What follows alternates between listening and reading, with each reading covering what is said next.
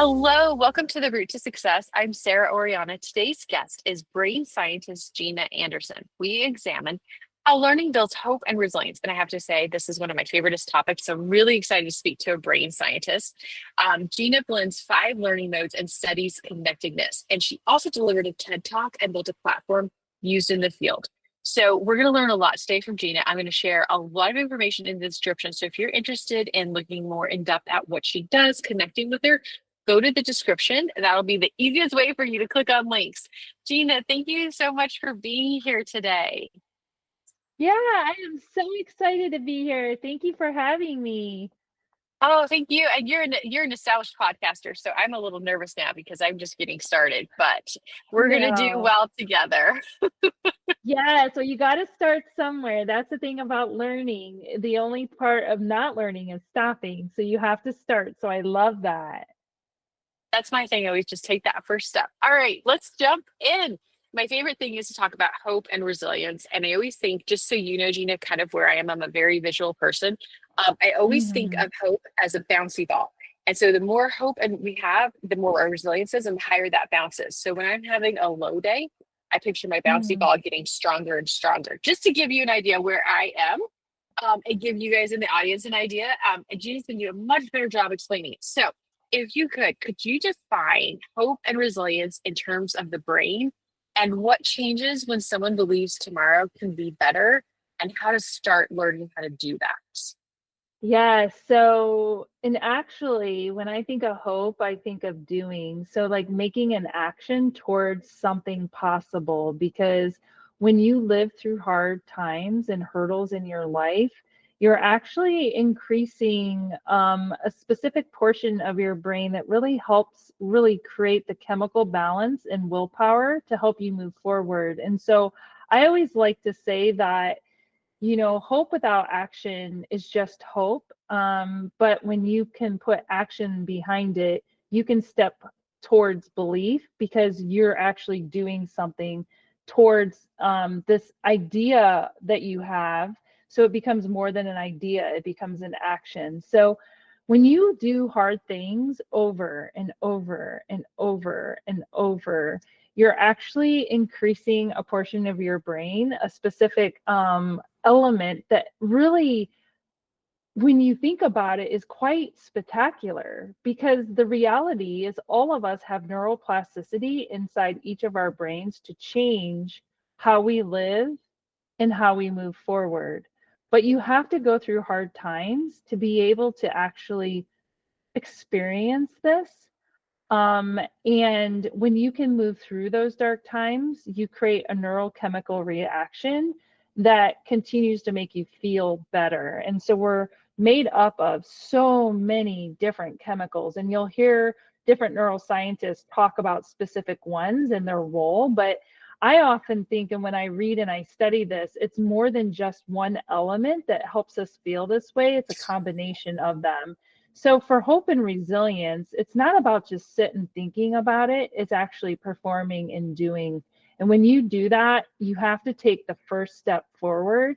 And if you're struggling with depression or you're struggling in darkness, that is the hardest thing, because you can't even seemingly think about moving forward because you're in such dark times. So the idea is that you have to have the courage inside of you to take that first step, and that is hard, because Mhm. that belief that you can even open your eyes, or you even want to open your eyes, or you even want to step forward towards what is in front of you can be almost insurmountable, to even think about doing. And so that's why for me it's important, and why I wrote my book, that it's our own thoughts and our own actions that can actually change our lives. But you have to have the courage, you have to have, like you said, the resilience to even go towards that light in that window. So, Gina, I'm going to share something with you that I don't think anybody but my daughter knows, and you can laugh. I have severe ADHD and I struggle. I have a lot of trauma that I'm working to overcome. And sometimes those days hope are just is just so hard. So I practice it with my dogs.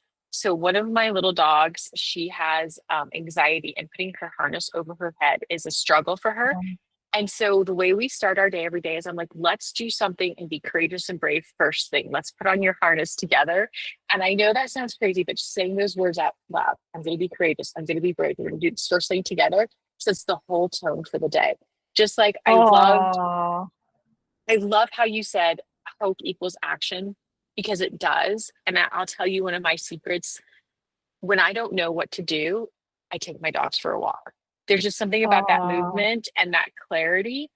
And I just want to put out there, you don't have to even know sometimes where you're headed. Just take that step, take that physical step, and it all comes together. I don't know if that's real or if I made that up, but for me, that's what works.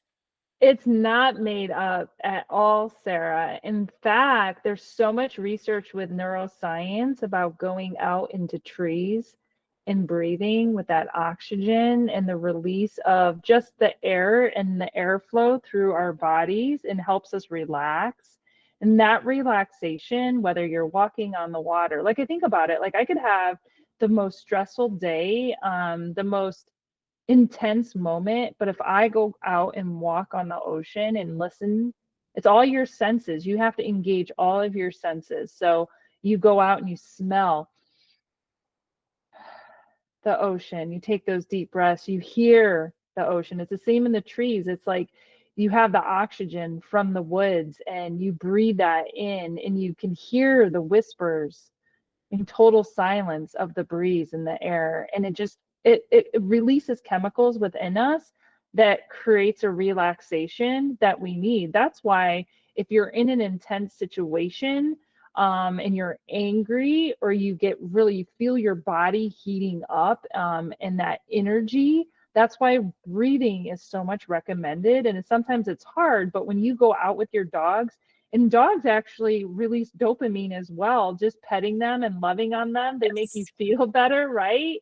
So it's a Yes. combination of that and the breathing and going out, and you're actually helping somebody else. You're helping somebody that needs an animal, that needs your attention, that needs your love, and that also makes you feel. So there's so many things that you mentioned from a science standpoint that aren't made up. They're true, and you feel better. And so the problem is, and the toughest part is taking that first step, because to get in the car, you're exhausted. To drive down, if you're near an ocean or near a park, is hard. But think about when you do something like that and you go out and you're around people, those connections with others and yourself change how you feel. And some of the hurdles we have today that we're probably going to talk about is we're so in tune with being by ourselves with our phones. It's actually making us feel worse. So this idea of being connected is so powerful and so important because it is the foundation of life. So I'm glad you brought up the phone. I'm going to kind of veer left for a minute and let's talk about that because like, what is your recommendation with the phone? How do you recommend healthy habits and how do you create that sense of connectedness? Because social media, I think, has created this, how do I want to say it? Like this false sense of connectedness, maybe, or this false platform. I'm interested to hear what you have to say. Yeah, so you have to set boundaries. And depending on your addiction level with it, you may have more strict boundaries. You can kind of attune it to like drinking, in being an alcoholic or having an addiction. We are, and there's so much research around our eyes, even if we're unconsciously doing it, they're attracted to the screens or attracted to the phone. We're attracted to see the light on it, it goes off our bodies, like you can get anxious from it because it's buzzing all the time next to you. I always recommend the first thing in the morning, think about what you do. If the first thing you do when you wake up is pick up your phone, it's probably not the best habit, right? Because you're already on your phone. I did my TEDx talk on this about, you can track how much time. One week, my phone told me I spent over 8 hours on my phone a day, and that is a problem. I mean, that's real. And so it's like being aware of how you're spending your morning. Like go out, take your dog before you even look at your phone. It can wait, spend an hour walking with your dog because you're going to look at it. It's just a matter of like the position of when you look at it and how much time you do look at it. But if it's something that you can't get away with, you have to set more strict boundaries. Just like, alcoholics can't drink at all, and it impacts our lives. It impacts how we connect with people. It impacts our thinking. If you're looking at the phone and the first thing you pull up is the news, I can tell you it's not going to be healthy for your day. You're not setting your day on a good context, a way to move forward. So, if you look at your phone and you have a message of gratitude and love, that's a little different feeling, isn't it? So, Mhm. I have the sunshine jar right here. If you think about, pulling out a message, let's just pull one out and see what it says. It's 100 days of sunshine, and you spend your morning and you're like, I don't feel great this morning. It's not my day, but I pull out a message. Let's see what it says. It says, be your own sunshine, writing yourself Oh, little notes, and then letting that start your day. That's a positive framing of the chemicals in your body and how you feel.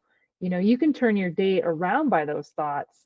But if you wake up and it's like, oh my gosh, like another shooting or whatever it is, your phone, if especially the news, isn't going to set your context up for a good day. So we have to have limits. It's so important. I love that. I love that. Yeah, I've turned off. So I've left social media for my mental health. I left social media 2 years ago. The only thing I have is Pinterest and LinkedIn. And I only do those a little bit. But at night, I found myself plugging my phone in on my desk and then watching TV with my daughter, hanging out with my dogs, reading a book, and my phone is Uh, not where I can physically reach it. And just by eliminating my ability to reach it, I have to get up. It's funny how at the end of the day, you can feel so lazy, for lack of a better term, that I'm like, I don't want to get up to get my phone. So it's just going to stay right there. And that's helped so much. Yes, I love that strategy. I say that with texting and driving. It's such an epidemic with people on their phones in the car. It's like, don't put the phone anywhere near you so you can't use it. Like if you're putting it near you, you're tempting yourself to pick up the phone in the car. You're exactly right. Don't have it near you. And you can't Yeah. reach it if the phone is in the back seat. I mean, hopefully, or it's in a bag in the back seat. Like, don't even bring it in the front seat. It can wait. Pull over and get it. Mhm. Um, so important. I agree. I agree. So I'm addicted to learning. That is one of my biggest addictions, which I suppose is not a terrible one. And I love to talk about how people learn and the different ways that people learn. But what I know is like a drop in the bucket. Can you tell us a little bit about the different ways people learn and how we can identify our specific way and then how we can use that way to make our days more positive, I guess, for lack of a better term. Yeah, well, I love that you love learning because I love learning too. And that's why I spent my whole career studying it and thinking about it and refining it. And one of the things, the biggest myth is that we have learning styles. Like, there's no such thing really as a style. It's not like you were born and it was like, okay, I have this style. It's more of a preference. So you can prefer a certain way of processing information, and you may find that you're more attentive to that way of processing information, but that doesn't necessarily mean that's how you learn. So the key is that you have to consider that there are multiple ways of bringing in information to our senses, whether it's through our eyes or whether it's through our ears or through our touch and our skin or through our taste.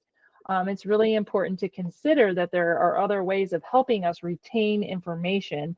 And there actually are multiple ways. Most people think of content, like I can look at content, and I can learn. But the reality is there's more than just content. In content alone, there's specific ways of formatting content and, and looking at content to help people process it. But there's also learner to self, which is so powerful. It's what I write my book about. Most of the learning can come from within each of us. And we can focus on those thoughts and on those processes to change the structure of our brains and change how we think and how we feel. So, learner to self is very powerful. The other interaction mode that most people don't utilize is learner to learner to learner connections. You think about it, we spend so much time on our phones trying to learn. But what if one of the most powerful connections is when we go out and we connect with other people?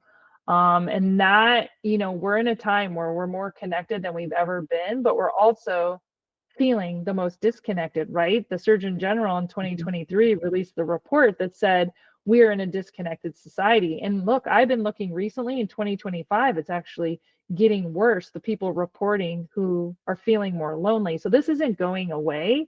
So learner to learner connections is incredibly powerful. There's also learner to teacher, and most of us are familiar with that because we had experts as teachers teaching us different content.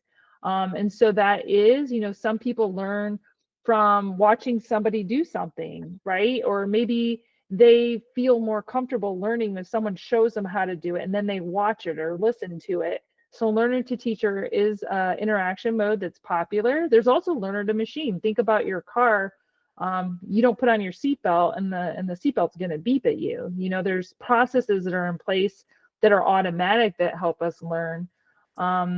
So there's learner to learner, learner to self, learner to teacher, learner to machine. There's multiple ways now, and learner to content. And the key is we have to have our attention, and it has to be relevant. So just because you're at an education summit and you're there doesn't mean you're going to learn anything, right? So, I Right. mean, there is a big component to learning is to have someone's attention and have their interest and help them process it. Now, if someone doesn't want to learn and they aren't attuned to the learning, the only way they're going to learn it is probably through repetition, right? And so, like, think about something you had to learn probably in school for a test. You repeated it, you repeated it, you repeated it, you repeated it, 7 ± 2 times, 5 to 9 times. The TEDx talk, I mean, I wanted to memorize it, but I probably studied it like 800 times to commit it to memory, right? And if you have any kind of neurodivergence, it's going to be even, more complex to process and try to assimilate because the attention, the interest, and how the brain is made up. So, emotional resonance is something that can really help anchor and ground information. So when you think about something you've never forgotten in your life, you think about that, it created such an probably emotional response that it created such a strong synapse that you never forgot it. So this idea of like bringing in relevance, bringing in repetition, bringing in emotional relevance is so critical. If it's the first time you've done something and you're interested in it, you may not forget it. Like the first time I played golf, I'll never forget it because I created a bunch of divots, in the golf course. So, there are specific strategies for information processing to help you retain the information. But again, you can't learn if you're not open to learning, and you can't connect if you're too busy on your phone to be able to connect with other people, because content does not change lives. It doesn't save our life and it doesn't change our life. And so I'm really passionate about it, because learning is the seed of life. But when you think about defining learning, what does that mean?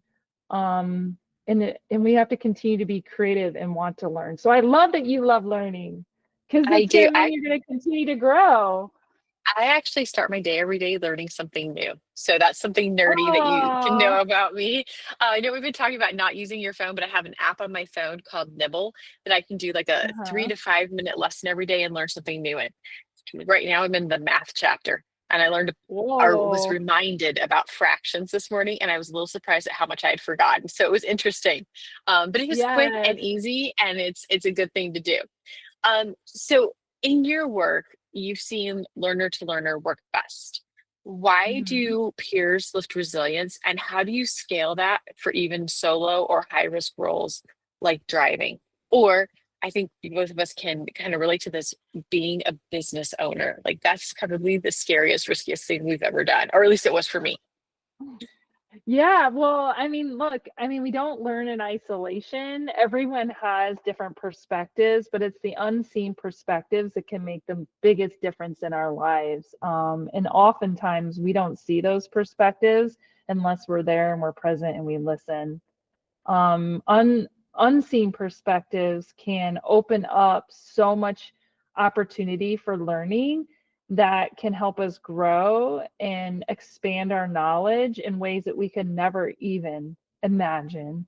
And I'm really, fortunate, enough to see in the driver community how thousands, driver, it's an industry where there's a lot of skepticism about drivers and like letting them share their knowledge. Oh my gosh, they're the ones in the semi trucks, like out on the roads, and they're the ones that know all the things that happen during the day, not the people in the office. And when you open the door to let them share their stories, share their knowledge, share what's on their minds, it changes not only their lives, but the new drivers and the older drivers and the drivers that, don't have the information. We have a client that started learner to learner to learner to engagement at the beginning of the year, and they can show the engagement levels like almost doubling every month, because first of all, they think, what is this? Like, we've never had this opportunity. So it's about building the trust of opening up this community. So really what you're doing is you're building a learning community of perspectives that are unseen and unknown, and giving them topics related to education that matter. And you learn from each other just by listening. And I think that's the thing. Like, a lot of times we don't listen, or we don't open the opportunity to listen. Mm. Oh my gosh, don't even get me started on people not listening. Yes, yes, I agree. Going to the unseen perspective, that really struck me because one of my favorite things is to hear somebody else's perspective on it, because I understand mine is, I always tell people perspective, it's like what you see is filtered through all the lenses of your trauma, your life, your culture, and all these things, right? So what you get is actually this filtered, rewritten, translated message. It's not actually what happened. So like I always say, there's three sides to a story, right? There's your side, there's my side, and there's what actually happened. And so hearing other people's perspectives really opens that window and allows me to see things in a new way and to learn. And by creating that community too, sometimes I feel like in that peer-to-peer community, there's a sense of safety. You're not going to Mm. think I'm stupid when I say, hey, when your truck flashes this light, do you think this? You're not going to think I'm stupid. You're gonna be like, oh yes, but this is how I deal with it. And I love how you've created that in an industry that I suspect is going to start increasing again. Yeah, absolutely. And to your point, I think that people don't sometimes consider that we're all influenced by, like you said, our trauma, our experiences, what has happened in our own lives. And so you can have a cup and three people can see it in different ways, or an accident that happened and they can see it in different ways. And just expanding, you may not agree with all the ways, but the idea is that it increases our knowledge and empathy and compassion for all people. And really, when you're building a learning community, that is really what it's about, right? Because you're creating the safety for learning and being honest and open and building an authenticity that often people don't feel safe to express. And so there's such power in that, in building a learning community. So in that community and connectedness, what shifts in the brain when people feel like they belong? How does that boost attention, memory, and even create a sense of persistence at work? Yeah, so what actually happens is you start releasing chemicals and neurochemicals that make you feel better. And you can see this on brain scans, when individuals have these experiences with heat. They show it like in different heat colors of how people are feeling and reporting the feel and what's happening in their brains. And it's so fascinating because when you do create these authentic and meaningful communities, what you really feel is love. And we know that love is powerful, and love, and this whole idea of being connected is real. And that helps us open our eyes in the morning and want to thrive and want to wake up and want to be connected. It's in the absence of that that we feel depressed and we feel like, we don't have those moments to move forward. And so the opportunity for learning communities can change your life. And they don't have to be big. I mean, they can be small. They have to be safe. Think of, getting together with three people that, it's really interesting. You shared that you have ADD. You experienced that. I actually was with somebody a few weeks ago and she opened up to me that she had ADD, and she was telling me how she remembers things.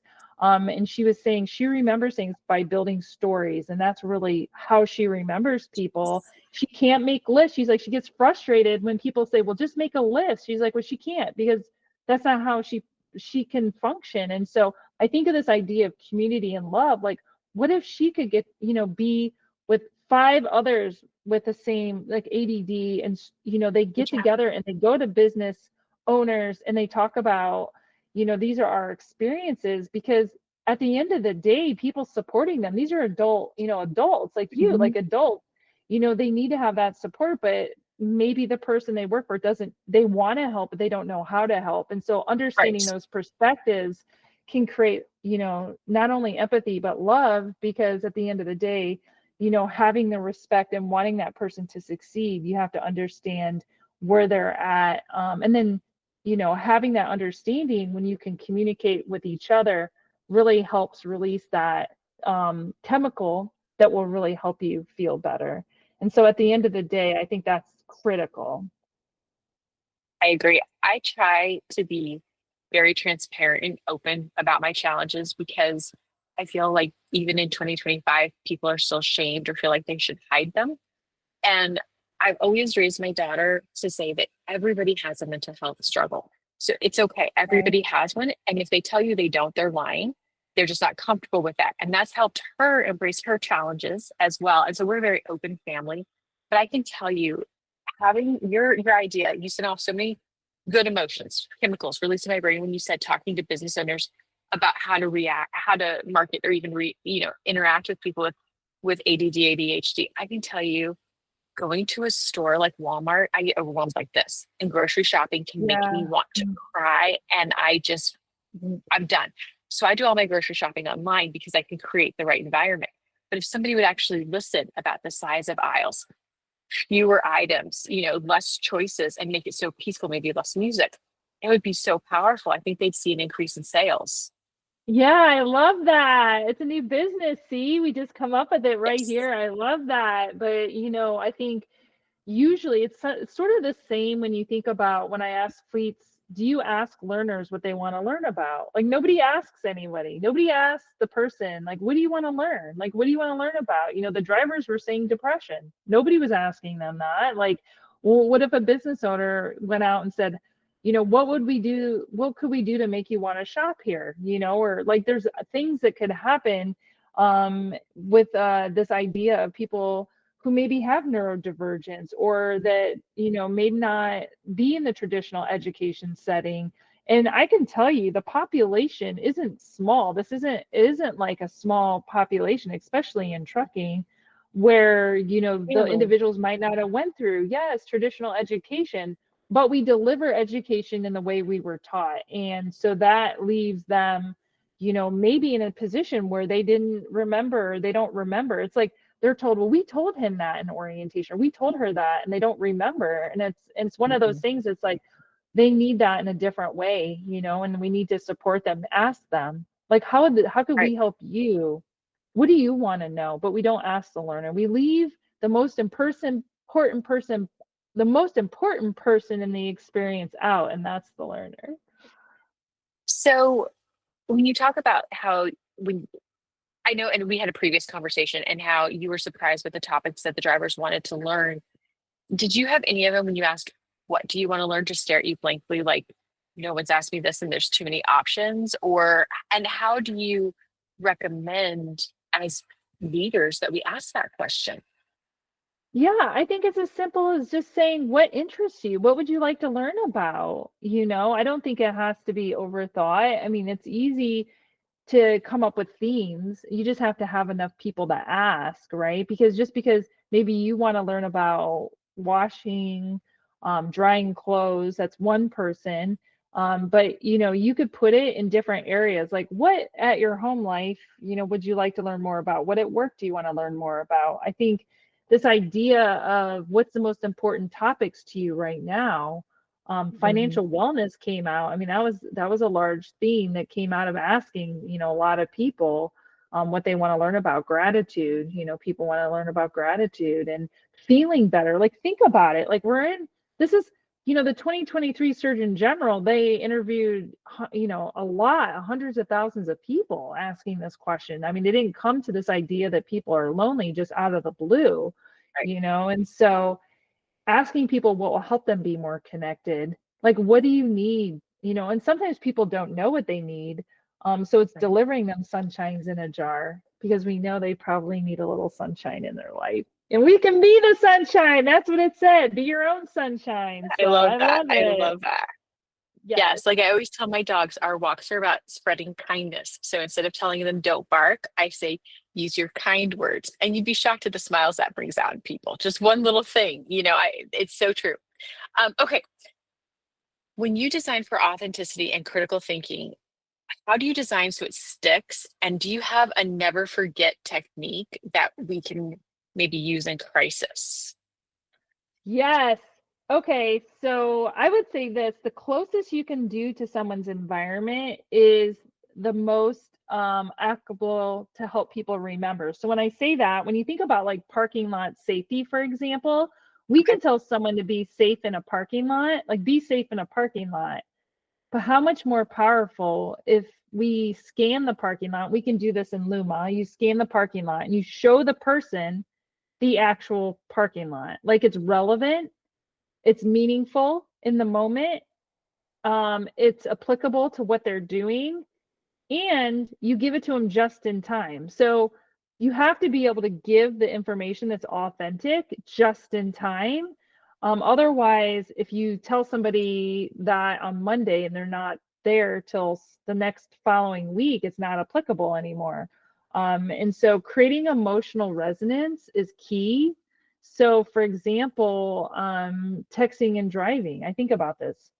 Like everybody texts and drive, not everybody because I don't, but a lot of people, you see them on their phones and we know not to do it, but we keep doing it. So that is more of a behavior change issue. So how do we change that behavior? So the first thing is making a commitment. I wear this bracelet. This is my physical reminder. I've made the commitment that I'm not going to do it. And I look at it every day and know I'm not going to do it as a constant reminder of that. So having some sort of trigger is really important to be able to bring you back to the why. So why are you learning it? Why is it important? Why do I need to know this? You have to have that why and have emotional resonance behind it. So whether you listen to someone who's lost someone they loved from texting and driving, maybe you've had a specific moment where you look down at your phone and then all of a sudden that car was there. There has to be something that's applicable to your own life that creates that emotional resonance for you to want not to do it or to understand it. So it has to be, no matter what the content topic is that you want to remember and learn, it has to be emotionally relevant and it has to be applicable to your own life when you need it. And most of the time, education is delivered so far out in the future, or it's not connected to your own life and the reason why you're doing it, or the reason why you want to learn it, that you're never going to remember it. It's just like, I have to do it. Then it becomes a check the box. You did it. It's documented, but it didn't have any meaning to you. And so that's the thing. You have to tap into the authenticity, not why it's relevant to you, not why it's relevant to my company, why it's relevant to the person who's consuming that information, and why they should find it important. I think that's so true. I like how you touched on we can learn things too far in the future because I know that's been a real issue for me where I'm like, I know you said it to me, but like you said, it had no emotional context. It didn't mean anything, so I don't remember it. So Right. yes, thank you. So let me ask you this question. In your work, what are the daily challenges and how do you recommend overcoming them when you hit those road bumps? I know you have a sunshine jar, but outside of a sunshine jar, what else do you do? Because I have similar items and I use them all the time. So I'm just curious. Yes. So I have challenges all the time. I mean, running a company is hard, it's not easy.